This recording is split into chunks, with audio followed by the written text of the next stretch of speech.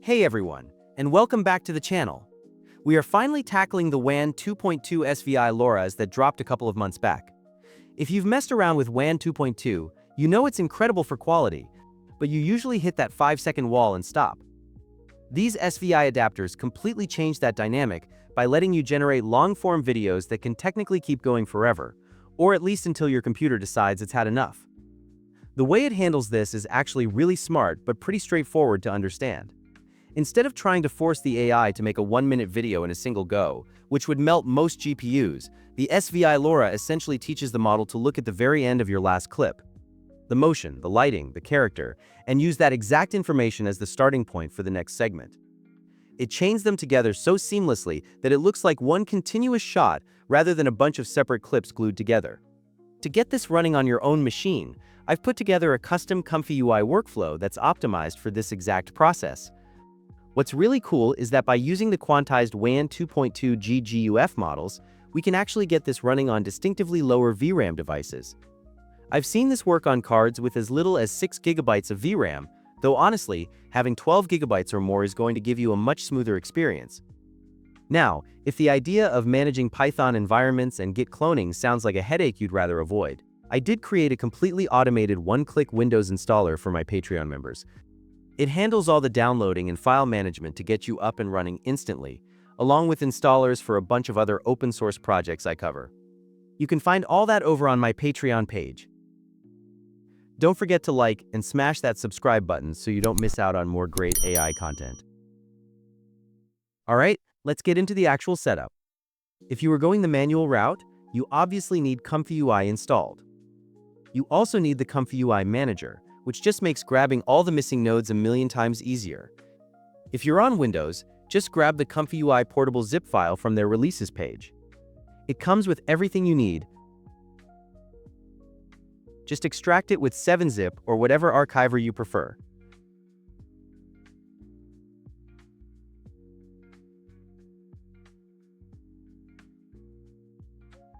To get the manager, go into your custom nodes folder inside the Comfy directory. Go up to the address bar, type CMD and hit enter to pop open a terminal right there, and run the git clone command for the ComfyUI Manager repo.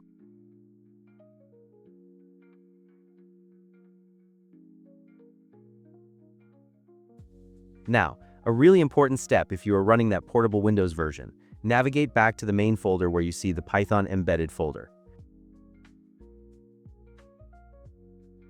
You need to run a specific command, which I'll put up on the screen here, to make sure all the dependencies for the manager get installed correctly inside that isolated Python environment. I've linked the full written guide in the description, which has all these commands and repo links, so you can just copy and paste them. Before we fire up Comfy, we have a bit of a shopping list to get through. We need the standard WAN 2.2 14B GGUF quantized model, the Lite I2V and SVI Lauras, the UMT clip model, and the WAN VAE. You can opt for the SmoothMix WAN 2.2 fine-tune variant instead of the standard model. It's known for faster motion and fewer steps without needing Lauras, but I've found the results varies a lot compared to the standard setup. I actually did a video a while back covering SmoothMix's speed if you want to check that out. But for this, we are sticking to the standard WAN 2.2 GGUF models. Head over to the QuantStack Hugging Face repository and go to the Files and Versions tab. Be careful here. Make sure you're in the image to video repository, not the text to video one. You need to download both the high noise and low noise models. Go into the high noise folder and you'll see the different quantization levels. From my own testing, the Q3KM GGUF is a surprisingly good sweet spot. It runs decent results even on my low-end 6GB RTX card. If you have a beefier GPU, definitely grab a larger quant, but the 3K is fine for getting started. Do the same thing for the low-noise model folder. For the Lauras, we are heading to Kaiji's Hugging Face. Kaiji is honestly a legend for hosting all of these so conveniently on his Hugging Face repository. Go to the Lauras folder, then into Stable Video Infinity, then into the V2.0 folder. You want to grab the SVI V2 Pro image-to-video files for both high and low noise. Once you have those, back out to the Lauras folder again, find the light I2V folder, and download the high and low models there too. These are key for speeding up our generation times, so we only need about 4 to 8 steps instead of the usual 20. Or you can grab these Light 2XV Lauras directly from the Light X2V WAN 2.2 Hugging Face repo as well. For the clip model, go to the City 96 Hugging Face UMT5 repository and grab the UMT5 5km clip model. Now for the VAE model, go to the ComfyUI WAN repackaged page. Head into the Files and Version tab, then into the VAE folder, and download the WAN 2.1 VAE. Finally, for the upscale models, I've uploaded the one you need to my own Hugging Face repo, so just head there from the link in the guide and grab it. Once you've got that mountain of files downloaded, it's just a matter of putting them in the right spots in your ComfyUI models directory. Drag the WAN 2.2 GGUF into the UNet folder, the UMT model into the clip folder, the upscale model into the upscale models folder, the LoRa models into the Lauras models folder. And naturally, the VAE model goes into the VAE folder. Now we can open ComfyUI. I've linked the workflow I built for this on CivitAI down below, so download that and drag it in. If you're on a fresh install, you'll probably see some red nodes. Just go to the manager in the top right, click Install Missing Nodes, and install whatever pops up one by one.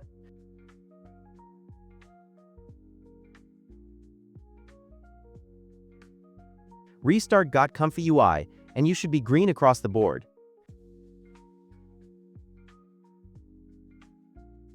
For this demo, I'm going to switch over to my RunPod setup to take advantage of an RTX 4090, but like I said, I tested this locally on an RTX 4050 with just 6 GB of VRAM. It worked. It was just slower. I'll say too slow for this video. Take a second to check your model loader nodes. Just verify the arrows are pointing to the files you actually downloaded. If you ever want to use the full-blown diffusion model instead of the GGUF models, there's a fast group bypasser switch where you can enable the diffusion model loader and disable the GGUF option. But today we are keeping it lightweight. Using the workflow is pretty straightforward. You load your starting image in the Load Image node, then set your resolution in the Resize Image node. This resizes your source but also dictates the video output size. The workflow is set up to generate a 20-second video by default, split into 4 connected subsections, each generating a 5-second clip. For each section, you need to write a prompt describing what happens in that specific 5-second chunk, keeping in mind what happened in the previous one. One thing to watch out for is the seed value. By default, I have them set to fixed, meaning if you run it again, you get the exact same result. If you want to experiment with variations, change those widgets to randomize. When you hit run, the workflow passes the last frames from one section into the next. That's where the SVI Lauras do their magic, smoothing out the transition so it doesn't look like a choppy slideshow. On a 4090, a full 20-second video takes about 5 to 7 minutes, which is honestly really fast.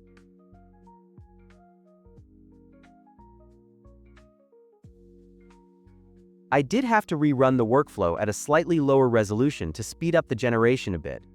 But looking at the result, the quality is still solid. You don't see any strange skips or out-of-place frames. The video just flows naturally. You really need to try this out for yourself to see how far you can push it and get a feel improvement.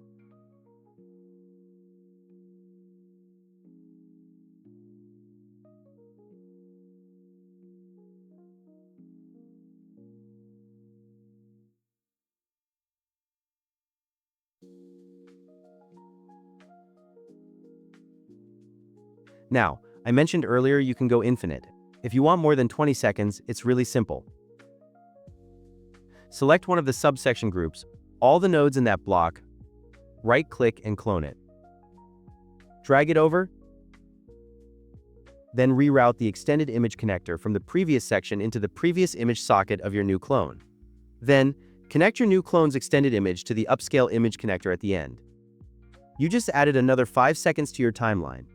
You can keep doing that as long as you want. So that is pretty much the rundown on how to get high-quality, long-form video out of WAN 2.2 without needing a render farm. Again, if you don't want to deal with the terminal commands and file management, I have that one-click installer available on my Patreon that handles all of this automatically along with a bunch of other installers and benefits for members. Thanks for watching, and I'll see you in the next one.